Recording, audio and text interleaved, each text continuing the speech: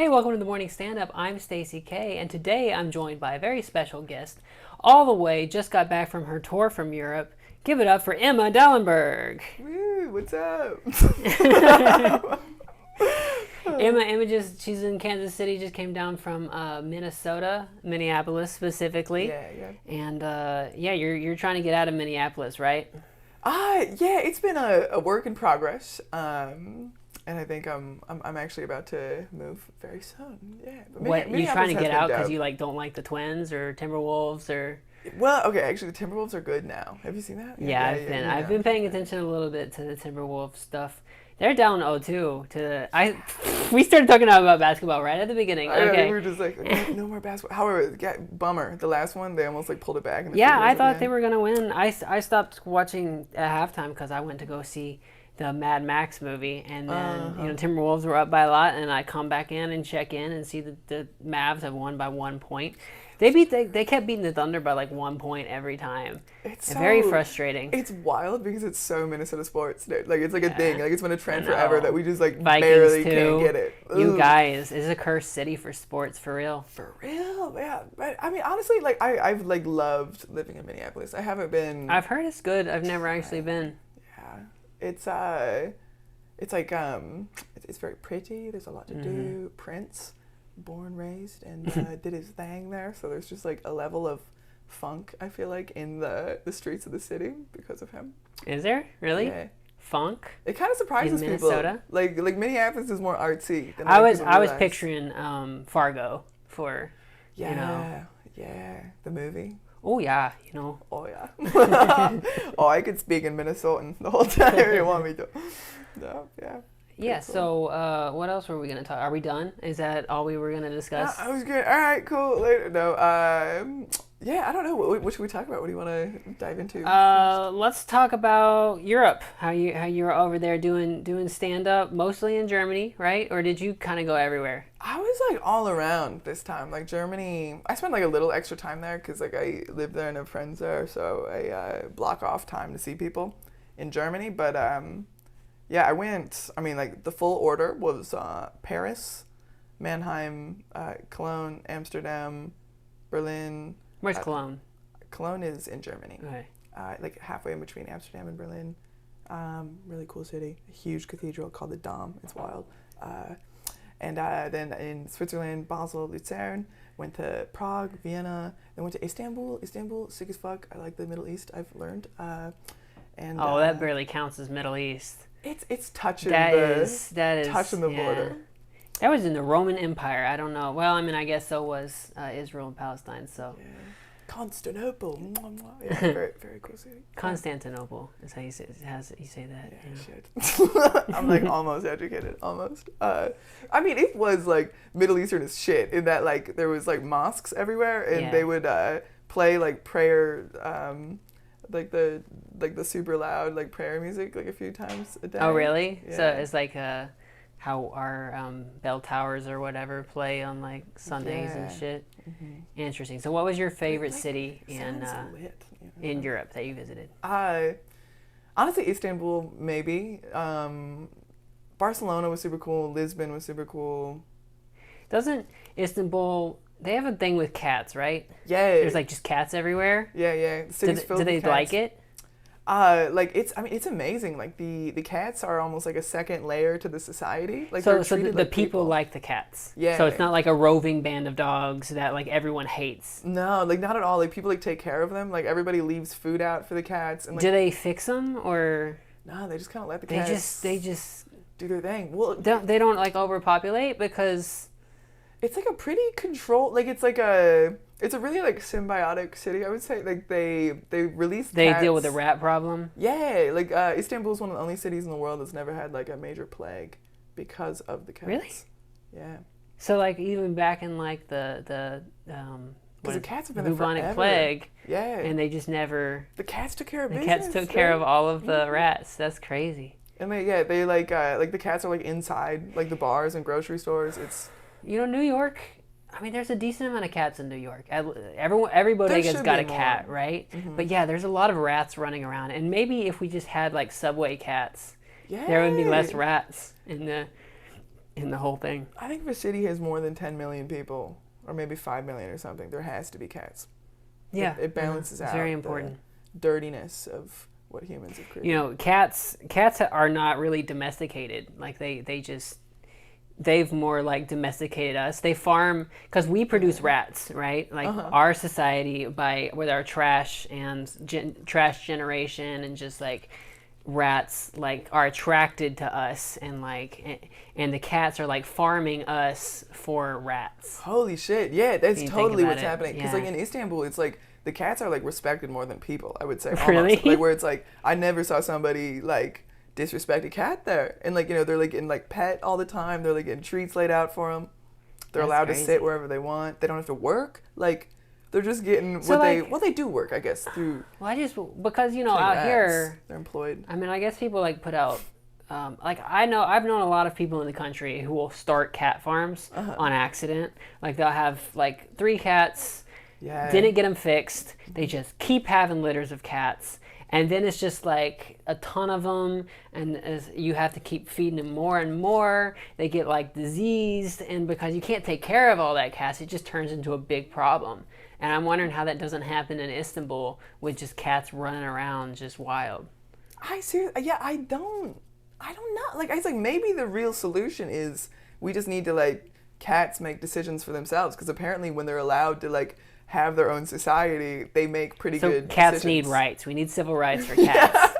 I think cats This practice is the biggest safe sex in Istanbul, I think. We could run on that as a president, and it'd be like the most white girl platform ever. You would win Release like 70% of the white girl vote. It would be crazy. I think maybe because like I am planning on like moving to New York. My goal, I'm gonna move to New York, and I'm just gonna start releasing cats into the wild. Yeah, I'm gonna like try to create cat colonies around the city to the point where it's like they can't even be controlled, and then people realize, but. Well, I don't know, because the cats in Istanbul are fine. Like, they have, like, a full train subway system there. It's not like cats are getting hit by subways. Does Istanbul have a lot of cars? Yeah, they even have, like, a bunch of cars. The traffic, do they get going fast, like highways? Like, we've got a road behind our house where people go pretty fast down it, and we've had 2 cats get hit by cars there, like, at night. One of them lived, and we had to pay a lot of money to keep him alive. Yeah. And he keeps trying to go back outside, and we are not. We already paid so much money for this dude. You lost your outside privileges, man. You can't. You only get your one life outside, and if we have to pay to bring you back, you're staying inside. For real. I installed He kept he's got out in the last few days multiple times because the weather's been good. We've been out on our porch, and he's so determined that he like squeezes through the door.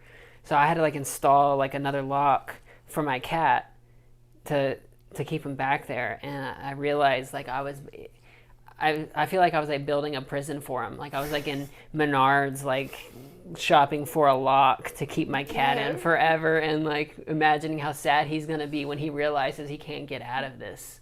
I mean, it's like maybe he learned his lesson. Like maybe getting hit by a car was like a wake up call. He starts running, like he just starts going, like with no fear whatsoever. Yeah. And it's hard because cars. The road doesn't usually have cars on it. Like, a car only comes once every 5 minutes or so, and it's irregular.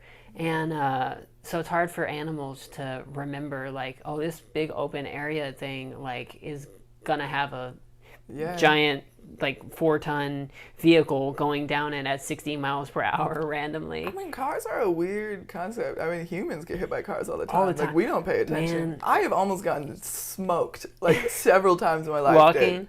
Yeah, just like, well, the first time I went to London, like within like an hour, I almost like died, like because I forgot that the streets were opposite. So I looked one way, and then like just stepped and like almost got hit by a motorcyclist. They like swerved. Yeah, it was fucked up. But like, I mean, yeah, I feel like cats getting hit by cars. It's just a unfortunate reality that humans get hit by cars, deers get hit by cars, but I think cats should be free. Isn't it? I feel like a cat spokesman right now. Like, I've traveled to Istanbul to go to like the city of like cat politics, and I'm now home to spread the good word of cats being allowed to. You went to the wonderful land where cats have civil rights and are esteemed more than people, and that's their natural order. They belong up there. Yeah, I really think so. I think so. We had we have like cats in our. There is a cat that walks around our neighborhood who's like friends. We were sitting outside last night, and it just like walked up to us, like meowing at us. And its collar was like its leg was through the collar, and it was just like wanting us to fix the collar.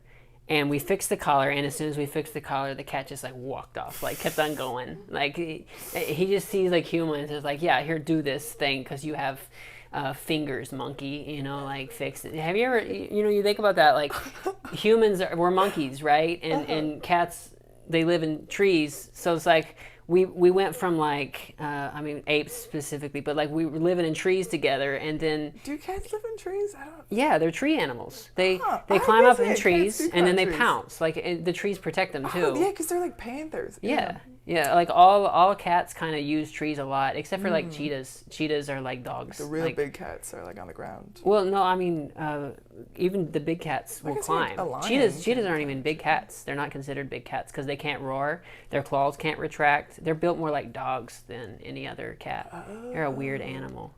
But like we went from living in trees, right, and then the apes made houses out of the trees, and then their best friends' cats moved in with them to deal with the rat problem, and that's kind of just the nature of reality that we live in.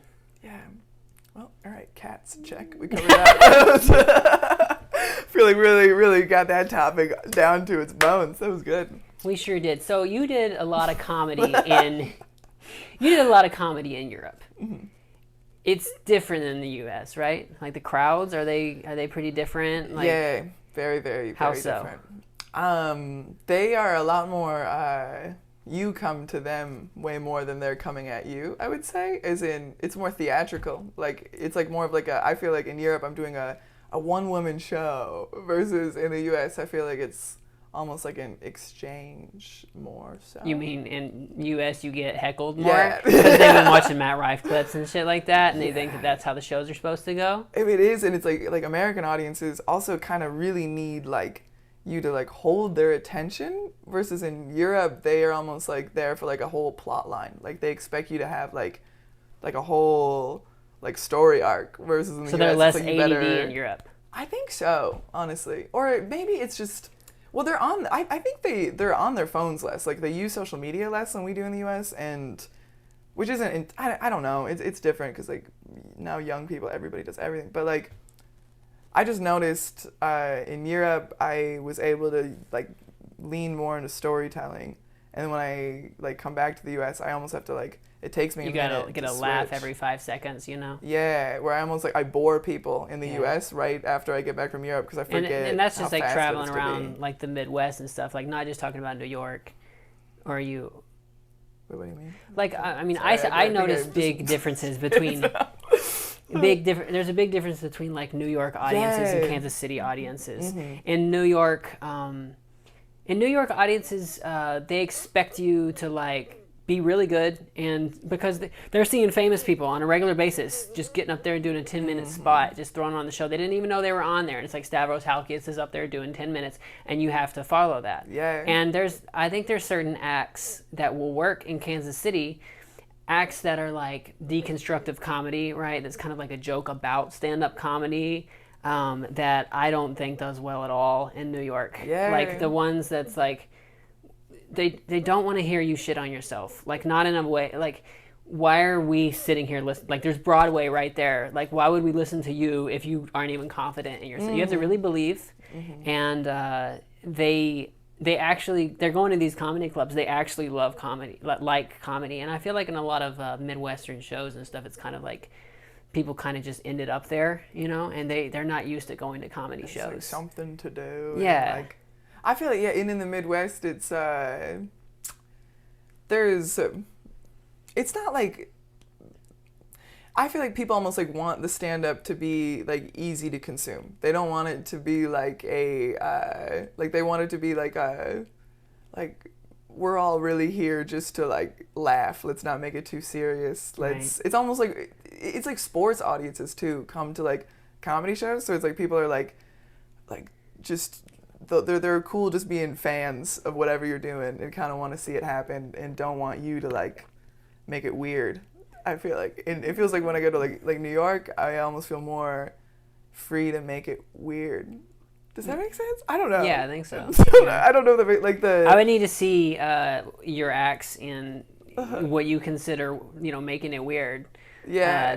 To understand exactly what you mean, because, I mean, it's definitely possible to be too weird. That's for sure. Yeah, in the Midwest, there's I don't know. Midwest comedy audiences are really good though, like where they do love comedy, but like, and you're right, like they're not seeing, their options are so much more limited. So in being able to just like go watch like a showcase, it's like, oh, these people seem good. Where it's like in New York, you go see a showcase and it's like, oh, these are probably like people who can't do the other shit or whatever. I don't know. It's kind of, in New York, I felt like their standards were a lot higher. Yeah, no, it's weird how when you're going from New York to back out of Kansas City, like New York crowds can be like tough. Like they won't laugh if they don't think you're funny. Like they just will. It'll be dead silence, and you want to kill yourself because I suck at comedy and everything. And you got to go up there with like the right energy. You got to like right from the gate to get them to go, and it's got to be faster too. You got to have faster punchlines and get in and out of it quicker. And then when you go back to the Midwest, it's like, oh, these people are so forgiving. Like they really, and they'll laugh sometimes even when they don't think you're very funny because they think it's awkward not to. Like they're polite. That's been my finding. I guess I've done a lot of like kind of small town like bar shows where I've like just like gone down like road stuff, and even like towns of South Dakota with like 1,000 people. I did one with like a town of 300 people, and it's like, did everyone in the town show up? Yeah, no, well, it was about 100, and I wouldn't say they were forgiving. I wouldn't say that they were more like, who are you and what are you doing in my town? Did you do any like queer shit? Yeah. Yeah. I have like I can turn them off. It's like, since I became more recognizably queer over the last few years, where it's like people clock it on me. Before I was like a lot more straight passing. I felt like, I don't know, maybe not, maybe it wasn't, but like I feel like now I have to have jokes on lock to open a set if I'm in a small town where people are like sensitive about like where they don't like you. And it's a tough feeling to get on stage and know immediately, well, in their eyes I am a sinner and they really believe in their religion, so like I get why you don't like me. You think that I'm like causing chaos in the world or something. You think the reason it's getting hotter is because I exist. Yeah, I don't do rural shows around here. I used to, but dude, it's weird. They don't, there's no way around it. I'm 5'10" and I sound like this, right? And a lot of my jokes, I'm gonna make jokes about having a dick, okay? And I'll get some like crazy laughs out of some people, but it's always like a tight, what would it be like if it's a family, a family of people will be very, they don't want to laugh too hard at it because then people will think like, oh, you like trans, you think the trans girl's funny, so they'll just be kind of more like this and quiet because they don't want their wives. But if it's a table of like just a bunch of dudes or just a bunch of girls, they're all fine with it. Like they love it. But if they're there with their family members, they get upset. And so yeah, but like in the small towns too, there's always people like trying to pick me up after the show, right? Yeah, people who come up afterwards who are like, oh, wait, do you mean pick you up as in like take you home? Yeah, they think I want to have sex. I was like, people who come up after the show and they're like, I seriously thought you were so funny. Like they're trying to pick you up emotionally. No. I mean, like, and they think that like different approaches. they think that like I've never had someone try to have sex with me. Yeah. Because like they've never really seen like a trans person like this before, and they're like, oh, this is a freak, right? But I'm kind of into her. I could handle it. And they don't realize that everybody feels that way. Yeah, they think that it's coming as a shock to me, and that I'll get in bed with you, like random guy who's at my comedy show. Oh my God, a closeted man at a comedy show wants to have sex with me? That is crazy. Yeah, so I don't even try to, there's a lot of like shows I could do like around the area I travel to, even like not tiny towns like Wichita, Topeka, stuff like that, because just the culture is just so tough to trans people that I can't. I mean, I can't, like, even if I have a great set and I'm dealing with, after the show now, I've got a target on my back and, like, I want to get out of there as soon as possible because I don't want to hear anybody else's commentary on, and I always hear weird ally shit. Like, it's like, it's like conservatives who think that, like, they're doing me a favor by telling me, like, oh, you're pretty hot for a tranny, like... I hate trans people, but you're actually kind of hot, and they think I'm gonna be like grateful for that, and I just don't want to hear the commentary. So as if it's like, like this is the acceptance that I want. This is exactly what I need. A ugly man to think I'm hot. That's exactly what I wanted. So very seen. Dude, it's so weird. It is a good challenge, I gotta say. It really it puts me in a zone where I'm like. Because a lot of the times I feel very safe doing stand-up, which it's like, great. I'm happy that I feel like that a lot of the time. But going into a zone where it's like, oh, I'm in a little bit in hostile danger, territory. Makes my brain work Scary. a little different. And I'm like, I gotta be coming at them with jokes, and I have to be very like dominant in how I present myself because I can't let myself slip at all. If I slip at all, it's done. It's high pressure. It's self-torture. It feels like to go do it, but part of me enjoys it. You still want to do a bunch of rural shows and stuff? I so would. Somebody's like, you want to go do a show in my town at 500 at the bar? Yeah.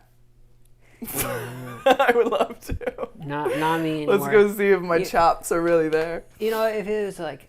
Also, like, I'm particular about, like, the stage and stuff. Like, I don't really like doing bar shows and stuff. Like, I want you to have, like, a lighting and PA system, like, built into your place. Because, a lot of times when you're doing bar shows, you're doing... just people who happen to be at the bar that night. They weren't expecting a comedy show, and they can get really hostile whenever a trans woman's up there telling jokes about their dick on like their night when they were gonna get drunk. Like, I can't believe this is happening. It's wild that like there's like it's just so. Where it's like the people in small towns who like act like that, I feel like are so close to like understanding. Where like when I'm doing jokes about, I'm like, yeah, sometimes I wish I had a penis. They're like, and usually by the end of it, they're like, huh, I kind of get that. And I'm like, okay, look at, see, dude, we're meeting in the middle. And I there's something about that I enjoy deeply about being able to get someone who acts like has a front up, like, I hate this. But it's like at the end of the day, we're all just like people. And I feel like a lot of the time you can sneak into a part of someone's brain where they're like, oh, actually it's not that big of a deal. Right. What else we got to talk about? Small town experiencing gender issues in small towns. Check. Yeah, what else is it? What else is out there, dude? What should we... Do you like Julia Fox? You brought up Julia Fox before this. I don't really know who Julia Fox is outside of the fact that she dated Kanye. That's all I know about her. Also, she's like really hot, and she does like interesting like fashion things. I've seen a lot of her crazy fashion stuff she's done, and I was like, that's cool. I should do that. I need to start doing like staged paparazzi shit. Like make it look like it's a paparazzi picture, but it's a photographer that I hired and I'm wearing some ridiculous outfit like Julia a full, Fox, like dominatrix suit, acting like I go to the bodega like that, like that's what I really should do, stuff like that. That would be fun. That would be very fun because she was a dominatrix, like for real. So it's was she authentic? Like as a full-time gig, she got like paid to be a dominatrix. Yeah, when she was like, because I'm so excited that she's like a judge for a fashion show. I'm gonna watch that. I was just like, I don't watch many things, but that I'm watching all of that. I'm obsessed with her as a person. Like, she grew up in like New York City and like did like dominatrix work to get by, and then just kind of was like, I have to just get richer men to pay me more money, and has just kind of used that cycle to like support her own like. So like she came up as a dominatrix. Yeah, like and now it's like became like, you know, it was like a literal like whips and leather dominatrix, and was like financial dominatrix, and then like, you know, she like, but she's like been doing her own art the whole time, and it's just been getting funded for being hot, and it's like, that's so inspiring to see someone like pull that off, but also be an artist and like be doing her own thing the whole time, and to bag Kanye and like then live through it and be okay, to come out the other side like alive. What is dating Kanye like? Bro, that's gotta be insane. How much does he pay? I mean, I feel like he would have to. I understand you're dealing appeal. With. Not anymore. Like, oh yeah. You're gonna go deal with dating Kanye after you said that shit about Hitler? Like, after he did that stuff to Kim? Like, how are you supposed to be like, oh, this is not a horrible guy? It's like, it's literally I have like still the girl in me really has the, I'm gonna change him. You're gonna fix Kanye. I'm gonna change him. Make sure he takes his meds. He's bipolar, but he's a genius. Like, oh god. And it was better when he was dropping really good albums, but like he has not done a good album in a really long time, and I'm wondering like, was it you at the beginning? Was it the producers that was making these albums so good? Because Donda was crazy. It was all over the place. And then he released Donda 2, and it was also not very good. And of course, the Jesus, really gone off the rails. Jesus is King stuff was just fucking church music, Loki kind of like went through a manic phase and like loved that album when I was manic, and I was just like, oh. It's good church. It's good church music. When that but you don't really want to have resonates, it come on with. It's like, oh, my brain is going somewhere. I'm like, did you grow up religious? No, not at all. So I don't. But you're into the Jesus is King Kanye stuff. I think that's why I like it, because I have no like religious associations. So to me, it's just kind of like, ooh, this is kind of gospel. Okay, black church music is fucking good. Like, have you been to any churches like ever? I guess like when I was growing up, and I would like sleep over at a friend's house who was religious, and I would. What kind of church is it? Like evangelical or Catholic or what? I feel like it was white, like right? Lutheran, like it's a real like, because I grew up in like boring a shit. Small town Midwest kind of churches. It's very different between like black and white churches. Like I went to one like rock and roll church, like a white one of those like church. Hillsong churches. That plays and they have the lyrics on the screen, but not the music. And like a whole projector and like a big stage. It's like a giant production. I hate that kind of stuff. It's very bizarre. I had more fun at like the boring Lutheran church, because I was just like, this feels more normal, genuine. The rock band stuff is they want you to like put your hands up and like act like you're really getting into music, but it is 9 a.m. Okay, like I have not. I think I don't know how these people even like fake it, like that, like they'll always like like get into it like this, and it's like this is so music, fucking corny. It's not good. I hate it. I hate the Hillsong churches that really got through a bunch of evangelical spaces. And church music like has a history of putting out bangers, because like back in the day, like in the old medieval times, like that's what funded the arts was Christian shit. So they would get like the best like composers and all that kind of stuff. They would pay them to write music that had Christian lyrics and stuff. The and they would write like lit really, back in the day, well, right? Like... I mean, there was the church wasn't all great, but like a lot of the best like art that we have from like the 1700s, 1600s, stuff like that was all like church music stuff written for, and it's with the same with like paintings and stuff. Like they would get them to like go into chapels and like crazy architecture, because like there wasn't like secular funding for artists back in the day. Like if there wasn't like a king like trying, and they would always try to like Jesus it up, but like like Beethoven and like Mozart and shit, like they would write stuff for church, right? And we got like such a huge backlog of stuff like that. But then you've got like Hillsong just writing these like 4-chord songs that are just like generic rock band. Like it's like if Nickelback was a lot worse. Yeah, like the band more members boring. have like no riz whatsoever. No, absolutely They're like not. you could have found much better entertainers in your church group, I'm sure. Like, but they can't be like, too dance. entertaining. They can't be too entertaining because then it takes away from Jesus or whatever. God, Did you ever watch American Idol? Yeah. Do you remember Chris Allen and the Adam Lambert? No. You didn't watch that year? Do you know who Adam Lambert is now? You don't know. Kind of. I'm young. I'm 24. Oh, I didn't realize that. Okay, you're so tall. You tricked me. I know. People always think I'm like older than I am. I'm like, yeah, so I guess you were like probably 8 when that was happening. Yeah. But there was this dude who won American Idol once. His name was Chris Allen. He came from where I was in Conway, and he like played on the worship band, right? And he ended up winning. American Idol that year over Adam Lambert, who was like. Adam Lambert has like a great. He's like. He did like a cover.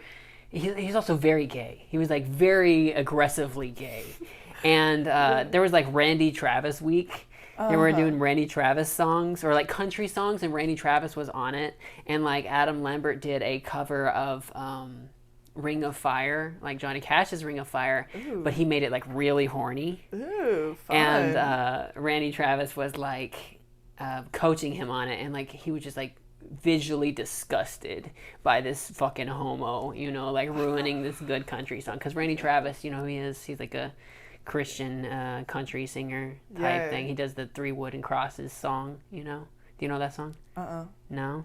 Well, it's a song about a son of a hooker who got a Bible and fixed everything. And the 3 Wooden Crosses on the side of the highway, it's about 3 people who died in a car wreck, right? And then Jesus and all that kind of stuff. But they were whores, or yeah, you should listen to the song. But it is actually a pretty good song. But the guy himself, he's a douchebag kind of Christian. But this Chris Allen guy, he ended up winning American Idol over Adam Lambert, and Simon Cowell was so upset by it. Because it was obviously because he was gay is why people so voted for the other guy, because they didn't want a gay guy to win the thing. But he like wouldn't stand up for Simon Cowell wouldn't stand up to congratulate Chris Allen because he was so mad that Adam Lambert had won, and he like quit American Idol shortly after that and started doing the things that he does now. What does he do now? I don't even really know. He started doing like not The Voice, but another one of these shows. I can't even visualize what he looks like. I'm actually not even sure. You don't remember Simon Cowell? Oh, Simon Cowell. Wait, Simon Cowell quit. Yeah. Oh. Yeah, around like season 9 or something like that. Damn. And he started doing his other shows. Yeah. Yeah. And none of them have been. I want his job, man. I want to be a Simon Cowell. Like who just like is brutal to people, sometimes, but then sometimes he's famous for being an asshole. Yeah, well, sometimes it makes it interesting. It does. You need one. But I mean, he wasn't always an asshole to people. Like he would be pretty honest and but of course the real asshole ones were, and they would put people through the auditions that were terrible.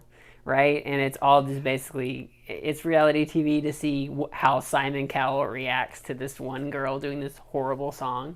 Yeah, those were fun. I loved like Randy Jackson expressions and stuff. Yeah. Is he still? He's still alive. He stayed with right? it for a while. I feel like he was still doing the American. Is American Idol still doing stuff? Yeah, I think it's still happening. That's crazy. Maybe I should watch it or something. Man, I mean, I don't watch any reality TV. Like it. All I can see from reality TV is like the cameras and like what they did to get this footage. Like what was the actual story behind what's happening on the other side of the cameras, the logistics of things like that.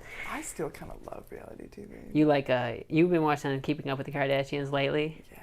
Like the old seasons? Something about it is just like so comforting to me to like just like watch Keeping Up with the Kardashians. It's like, yes, this is society. This is good. What do you like about it? I feel like, well, I mean, it's like a comfort show. And like when I was like sick, when I was a kid, I would watch Keeping Up with the Kardashians. And that was like a nice thing. And also, I just kind of like, I love like women who are like perceived as dumb, but like are like like business bitches, where who are like making, it's like I have so much respect for the Kardashians as a group who has like done whatever they've done for themselves and has just like withstanded being in the public eye for forever. And they're just like hot girls making money. I don't know, something about it. I'm just like, this is really nice to see. I've never really watched the show, but I like Kim a lot. I don't really. I like her. I like the way her public image is. I like Skims. I really like the way that brand is, and I remember when she was going viral for that thing that she said about like get your ass up and work. Nobody wants to work anymore. A bunch of people got mad at her for that, but like it's like you're fucking right, girl. Like and it's not about like just your average person. She's talking about entertainers here, right? Like if you want to be an entertainer, if you want to be someone who people are going to take time out of their day to watch. Like you need to put on a fucking show. Like you need to like be special because everybody wants to be watched. Everybody wants to be a famous person. But like if you got to like put a lot of work into it, and this shit's expensive, and you got to pay people, and you got to like get return on stuff, and you got to like get up and do it every day, and it's tough, to like not get sad and stop, like the amount of, like I don't think people realize like how draining it probably is, like for her to like, be on camera literally all the time. I don't know how she does it. That would drive me nuts. And like the show is so like invasive of their real life of like I stopped posting about my personal life on Twitter like a while ago, like probably a year or two, about like how I'm feeling, like anything that happened to me during the day, anything that could identify me to the public of like where I was at the time. And she has just so much of a bigger audience than me, and like you just cannot be a normal person at all. And she goes to like basketball games or sports games and people boo her. Like they'll put her on the Jumbotron and everyone will just boo at her for some reason. Kanye doesn't get the same treatment, and he was like horrible to her in public. And people like are like Kim's political stances aren't like correct, whatever. It's like, why are we looking at her political stances? It's like, it's just what are they talking about with their political stances? Because she like went to the White House to like work with Trump to like do her lawyer release people from prison shit. It's like she's trying to just like live in her dad's legacy and do law stuff because she thinks that's fun. And she's releasing people from prison. She's doing something. She's doing more than most people have ever done in their lives. It's like, give the girl some. So it was just because she went to the White House while Trump was president. Yeah, and it's like, because I'm sure the Kardashians probably voted for Trump. Like, probably. You think so? Right? Like, all rich people vote for, right? Like, it depends on what kind of rich person. Because there's a lot of money against Trump. Like, it's not just every rich person votes for him. But yeah, I feel like the Kardashians likely voted for Trump, or they probably didn't vote. TV didn't vote at all. Like, it's gotta be like a game, recognized game thing. They both came up on reality TV, made a bunch of money. Did it together. And that's why Kanye was well. I say that about Kanye, but then all that stuff about how much he liked Hitler came out. And I was like, oh, you just really about the fascism life, like you were into that. Okay, all right. I still have to listen to his stuff though. It's too good. His original stuff. I don't care. It's like, I don't think artists should be put on a like moral pedestal like that. It's like should he, what should he do? What shouldn't he do? I don't know. He's just out living a life with, because it's like I cannot imagine having access to the money and the platform that he does. It's like that's got to make you go crazy, insane. Yeah, because like he lives in like Wyoming with like a wall built around his house. Because, like, it's like I am, like, I experience, like, occasional manic, like, phases. Like, real, like low-level shit. Oh, are you a bipolar queen, too? Yeah, yep. Got the two. It's, like, real subtle. It's more depression than mania, I would say. But when I have been manic, it's, like, if I had the resources that Kanye does, I don't know if I wouldn't go as off the walls. Your manic states would be so fun. Like, think how much you could accomplish if you had the budget that he does. And the shit that I start to believe is not what I really believe. It's like my brain chemistry going insane. It's like, okay, if you do enough cocaine, eventually you're going to find a reason why Hitler had a good point, you know? And that's what mania is, dude. You know, you do enough, like getting your brain to, like, look at every angle, whatever the fuck, you're going to start going crazy. You start, like, seeing every possible viewpoint at the same time, and then it just comes out like a, you know, nonsense, or, like, straight up endorsing Hitler like he did on Alex Jones. Where it's like, did he mean it like that? I don't know, but he put it out there. It almost seemed like he was just trying to get people to leave him alone. Yeah. Like, he was like, what is the worst possible thing I could say? Let me go on Alex Jones and say that. And it still doesn't work, which is wild. It's like someone who's that big, like, it's just like... Yeah, imagine he was trying to, like, get everyone to, like, leave him alone and, like, end his career, and then everybody started being like, yeah, Kanye. Yeah, he came to a brand new audience of, like, all the white people who didn't like him before are like, actually, maybe this bad guy's not too bad, you know? It's like, oh, no. He's like, get him away. Yeah, he was, you know, he was hanging out with Nick Fuentes. You know who that is? No.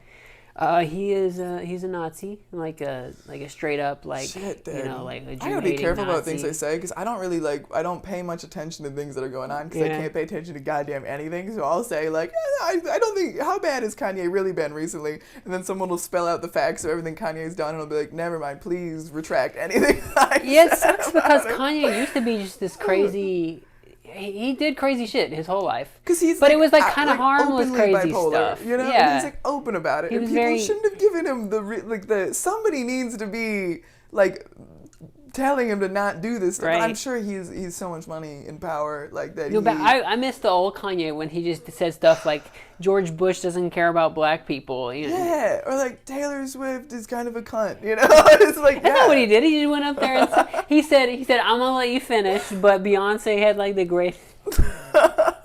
People were saying like Kanye's career was over after that, but then he dropped My Beautiful Dark Twisted Fantasy, and it's like everything's fine, you know. But now he hasn't been dropping good music for a long time. It's like you can't pull back after some of the things that he's done. Yeah, there is a limit. It's like, you know, because like sometimes I wonder with like people who are like real big, and it's like seems like they're like, are you like intentionally like sabotaging your like platform because you think it's funny, because you've gotten to a point financially where you don't need audience anymore, so you're like, fuck them. Like sometimes I wonder if like Dave Chappelle is like literally just like doesn't even like, if he's just like, this is a bit for himself, for him to just like, I'm just gonna see what'll happen. Yeah, I don't know. Dave's that dude is. Yeah, what's your opinion? Have you ever seen him perform? Never live. Have you ever had the unfortune to be on a show that he happened to pop in on and take over? No, never. He does that. Yeah, he'll go up at the end of a show. He'll pop into the club, and he'll be like, the show's about to wrap up, and he'll be like, hey, can I jump on the show? And everyone always says yes, because he's Dave Chappelle, and he gets up there and he goes on for like an hour or two. And a lot of times he's like real drunk, and he can be very annoying to staff people like working in the things, because they weren't expecting to stay that long and things. But you know, he's so big that he can just do whatever. And also he can't perform anywhere where people don't know who he is, you know, like he can't ever run material to like a unbiased crowd, because it's always like, oh, that's Dave Chappelle, you know. Maybe if he went real deep into international, like maybe to, like, cracked the Beijing scene, maybe he could I feel like if they're English speakers, they'll have an idea who he's all over Netflix. Yeah, if you go to a comedy show that is English speaking. Maybe if he like learned a new language and started doing stand-up that way, running his bits in like Mandarin in Hong Kong, maybe. That would be sick. To get that famous and then to be like, fuck it, I don't want to be famous anymore, learn Mandarin, and then just go disappear in China. Like, whoa. Be a Mandarin speaking comedian. I would love for that to be my trajectory. I want to get famous as fuck in the US, and then just like disappear and just resurface in China. It's like, oh shit. 30 years later, like I launch a special in Mandarin, and they're like, what the fuck? She's been working on her Mandarin special for the last 30 years. You think, as like NBA players, Stephon Marbury, I don't know if you probably don't know who he is. He's an older player. I thought he had retired a long time But then he was like, he had been in China for like 10 years playing basketball, and he was like considered like the greatest like the Chinese league player ever, because he won like a bunch of championships and stuff. And it's not like the Chinese league fucking sucks. It's all a bunch of like NBA people who weren't in the NBA. But you can make a lot of money in China because it's such a huge market that that if you can break into it, like they'll fucking pay you. You just have to live in China, right? Yeah, dude. It's like, honestly, I could see myself just being like, fuck it, I'm gonna go just live in Istanbul and be the American comic that runs shows in Istanbul. Like, there's like, when you're somewhere where there's like, because there's like just so much more of a demand as like if you are an international kind of person just going somewhere else, like then what you have is unique. Like, just right, you get to be ethnic whenever you travel. Yeah, maybe that's why I love going abroad, because I get to like be like, they've probably never heard your accent before. Yeah, like, oh, I'm a Minnesotan. Y'all have never been a Oh yeah, I Minnesotan. thought we say. Oh yeah, throw it in the bag, why don't you? We're gonna go get on the boat. Yeah, that's good. Do they, so like in Istanbul, they have a lot of comedy clubs? Yeah, they actually have like a pretty good setup there. Like how many major comedy clubs would you say that had in Istanbul? They have one that's like a comedy club, and then they have A bunch of like performance venues, like bar shows, and like kind of like. So they only have one comedy club? Yeah, but like it's like the way it's like a like one comedy club, but they're like kind of like a production like they're like producers, so they have like one club that's like really a club, and it's like 3 floors, and they have like a show on each floor. Like, and it's actually sick. Like, it's like, it feels like the Comedy Cellar in fucking New York. Like, where like, that sounds cool. You're on this like real, it's, I mean, because the city, like Istanbul is a city of like over like 20 million people. So it's that's like huge. The population is there. It's like, that's why I'm surprised there's only one comedy club, because it's like there's what sure kind of entertainment. More Turkish comedy clubs actually. There's one English in club. Turkey, one English club. I think there's probably more Turkish clubs, maybe, but no. Is there another like kind of, because in New York comedy clubs pop up because there's not very much space. There's a lot of foot traffic, and comedy shows are very cheap to produce because it's just one guy with a microphone, right? Yeah. So, like, what kind of entertainment does Istanbul do that's not like stand up, like that would take the place of that? I mean, there's like a lot of live music, I'm sure. Like, I mean, I didn't get to like explore much beyond like doing stuff during the day and then doing sets at night, because like I was like on like a stand-up schedule, so I didn't really see. I mean, they have like techno, and like they're on like the European techno wave of like, they've got clubs and like stuff to really go party. I mean, Istanbul is like a party city, definitely, where like you can stay out until 4, like, or I don't know, maybe you can stay out until like later, but like the bars close at 4, the clubs probably stay open until like 6, and people just kind of go hard, I'd say. I don't know much about their other entertainment scenes. I'd love to go to Istanbul sometime. Yeah.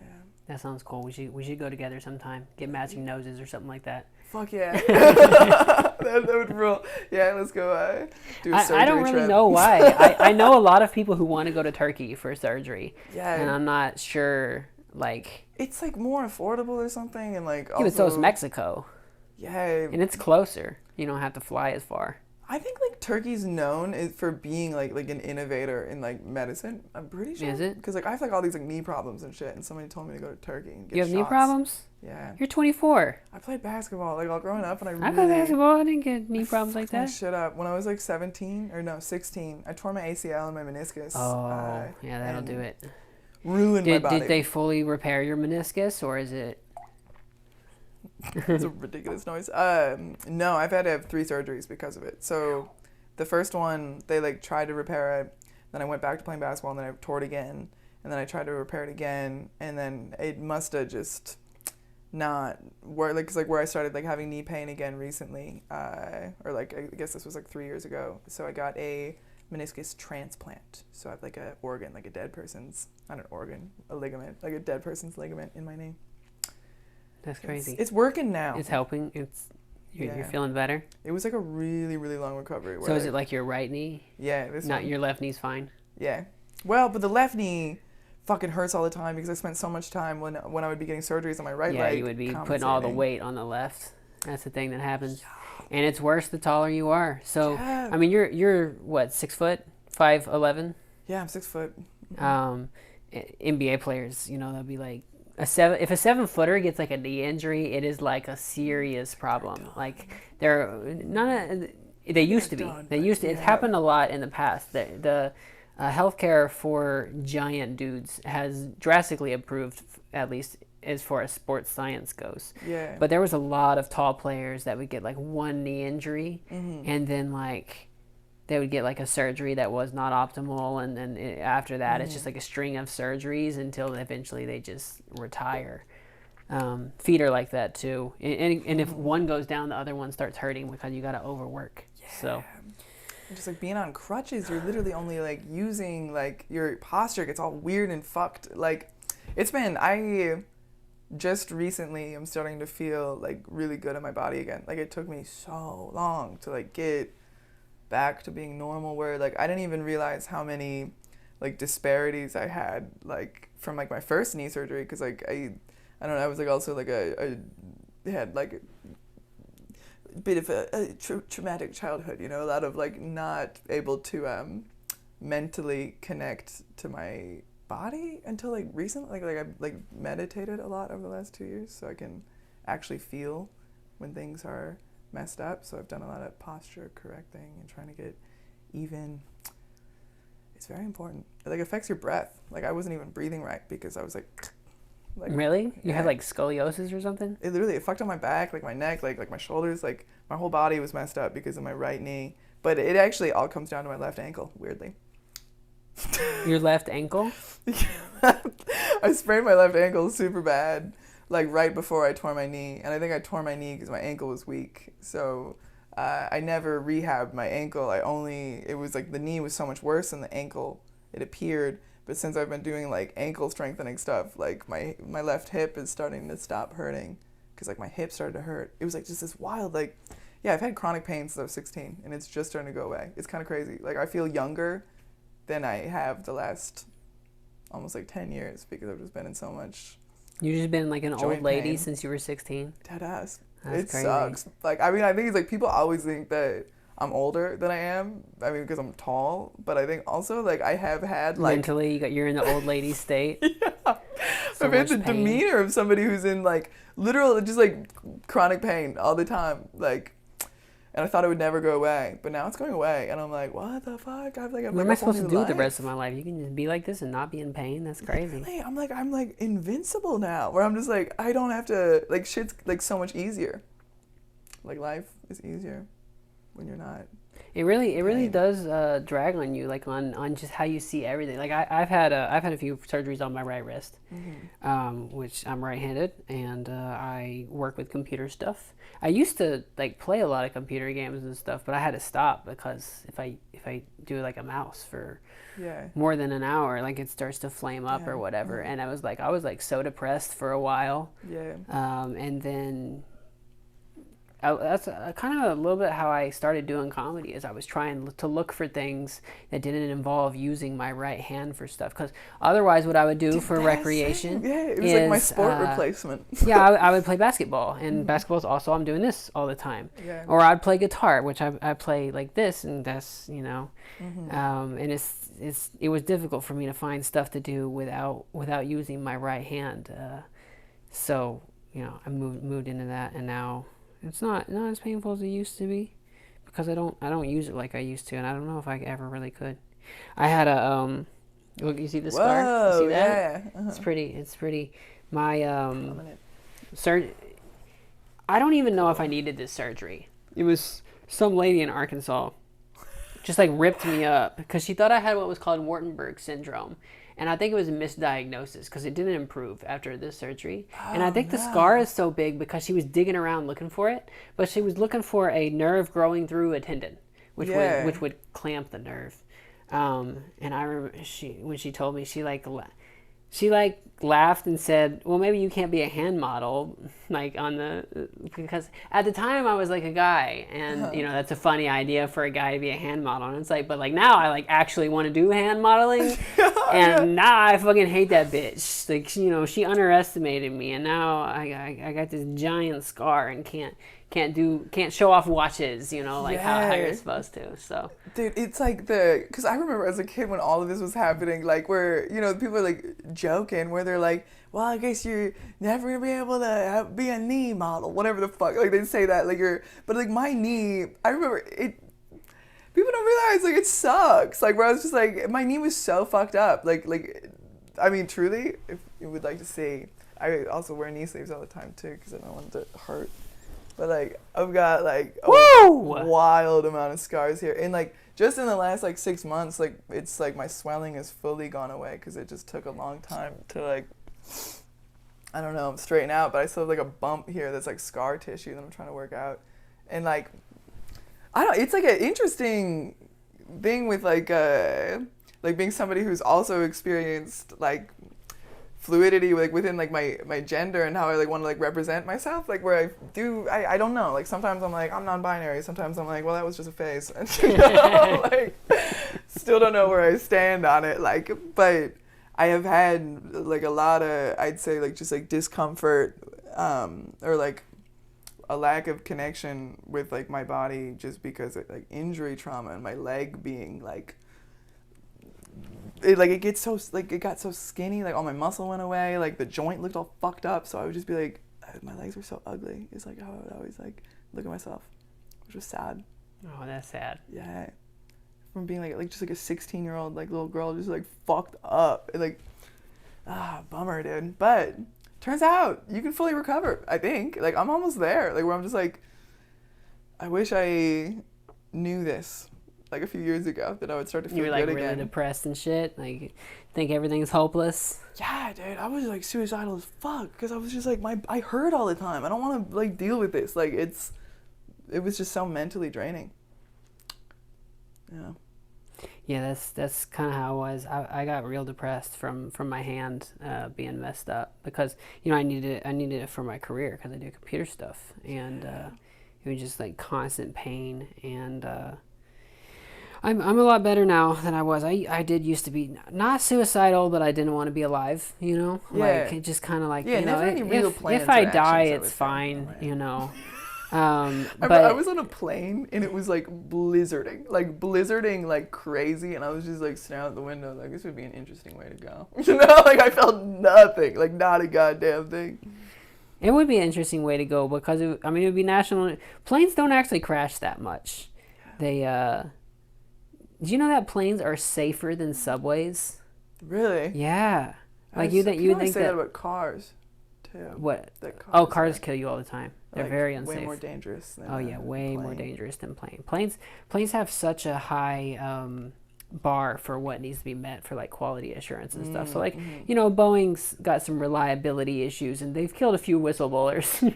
But overall, like the regulations around air travel, they have to, because a plane falls out of the sky and the entire industry is fucked because no one wants to. That's a very terrifying picture. It's a lot of people dead also. It's much more it's than a car. It's like a 5-person thing going down. That's a lot of families. And then there's, Breaking Bad happened over Albuquerque. The two planes ran into each other. And what? Oh, you haven't watched Breaking Bad? No. Oh, I don't watch. That's the thing. I forget. You're 24, so I guess that you were like a little young while the show was coming out. But yeah, in that show, it's like just a major random event that happens over Albuquerque. Two airplanes run into each other and everybody dies, and like the people and the bodies and the wreckage of the plane just like rains down on Albuquerque. And it's all because an air traffic controller was too tired one day and he made a mistake. That would be way too much pressure to like work a job where there's like people's like lives in your hands. Like, oh my god. There's like protections and stuff for like air traffic controllers, like rail guards, because it is like a very don't mess up kind of job. But they don't make mistakes like that very often. But they get paid a lot.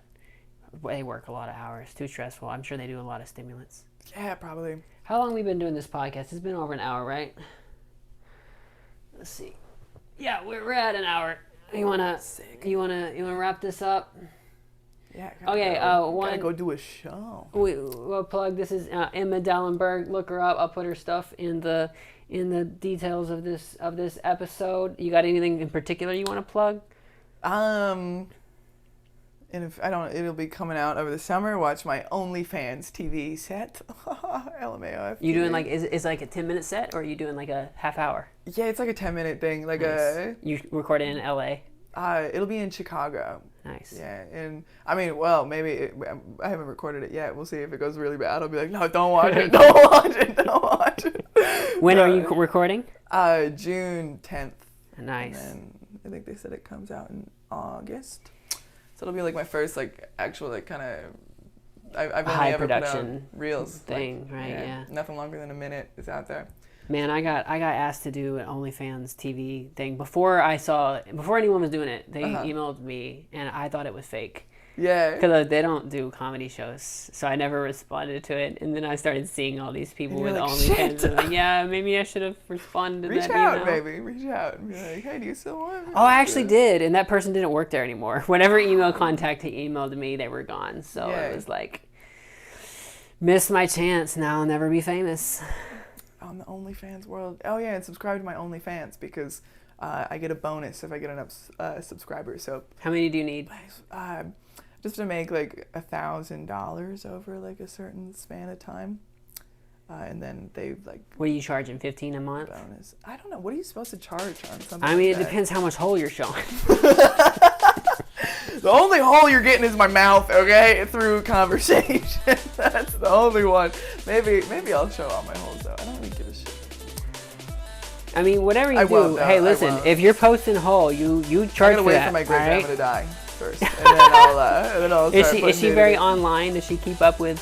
She's got all that stuff. Yeah, but she is aware now that I'm like a stand-up comedian and I'm doing like okay. Because she was like last time I talked to her on the phone, she was like, Emma, I really want you to perform in Vegas before I die. And I'm like, in Vegas? Like, okay, yeah, I'll try to set something up in Vegas. Like, she's like Vegas is like making it to my great grandma. Nice. I mean, Vegas is a pretty big performance town. Like you can go if you get into Vegas, you can do like a lot of comedy.